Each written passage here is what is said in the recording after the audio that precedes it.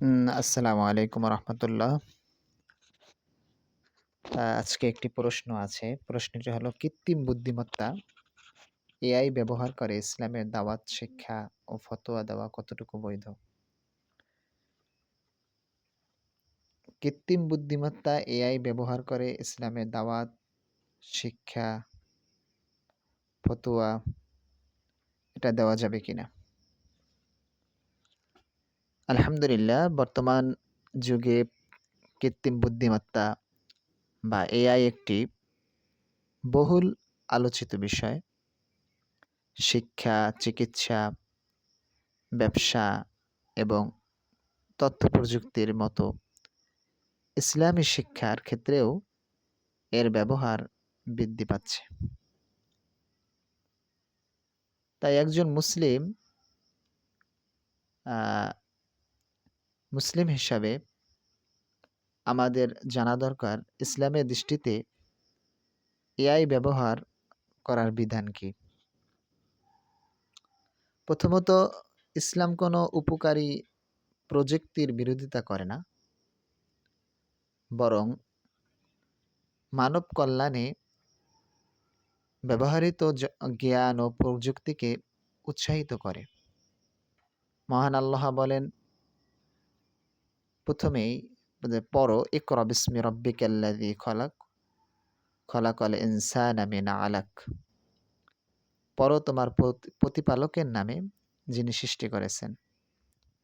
এটি কোরআন নাজিলের সময় আল্লাহ তাআলা প্রথম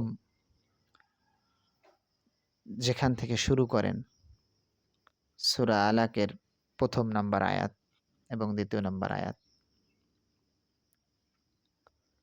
এই আয়াত থেকে বোঝা যায় জ্ঞান অর্জন ও জ্ঞানকে মানুষের কল্যাণে ব্যবহার করা ইসলামের গুরুত্বপূর্ণ শিক্ষা।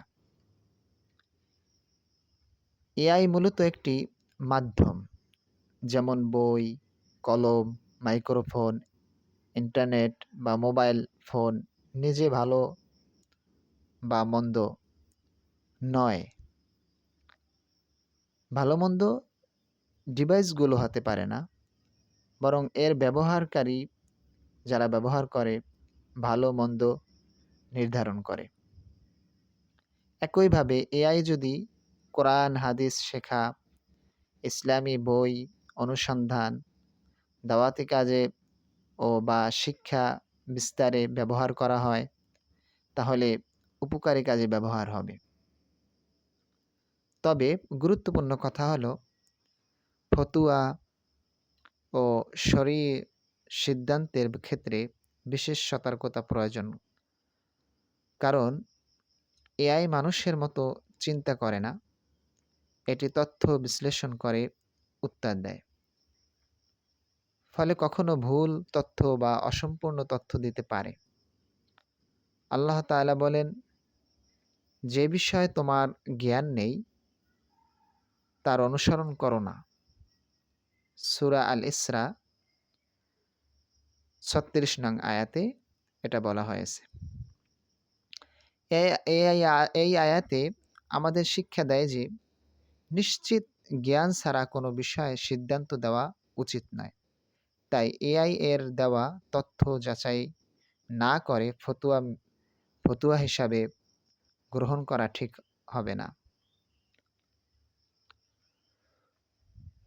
রাসূল সাল্লাল্লাহু আলাইহি সাল্লাম বলেছেন, যে ব্যক্তি ইচ্ছাকৃতভাবে আমার নামে মিথ্যা কথা বলবে সে যেন জাহান্নামে তার ঠিকানা বানিয়ে নেয়।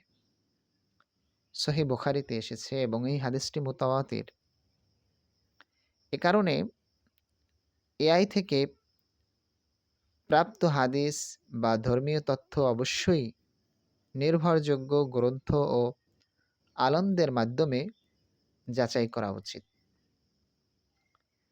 সুতরাং এআই নিজে হারাম বা অবৈধ নয়, এটি একটি আধুনিক প্রযুক্তিগত মাধ্যম। কোরআন শিক্ষা, হাদিস গবেষণা, ইসলামী কন্টেন্ট তৈরি এবং দাওয়াতি কাজে এআই ব্যবহার করা বৈধ ও উপকারী হতে পারে। তবে ফতোয়া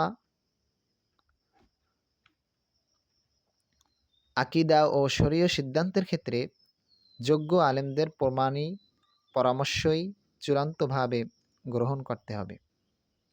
সংক্ষেপে বলা যায়, এআই আলেম নয়, বরং আলেম ও শিক্ষার্থীদের সহায়ক একটি মাধ্যম। এর উপকারী ব্যবহার বৈধ, আর ভুল ও বিভ্রান্তিকর ব্যবহার থেকে আমাদের সতর্ক থাকতে হবে। তাই আমরা সাবধানে এর প্রশ্নগুলোর উত্তর এগুলো যাচাই বাছাই করে তারপরে উত্তর দেব ইনশাআল্লাহ। আখির দাওয়ানা আনিল হামদুলিল্লাহি রাব্বিল আলামিন।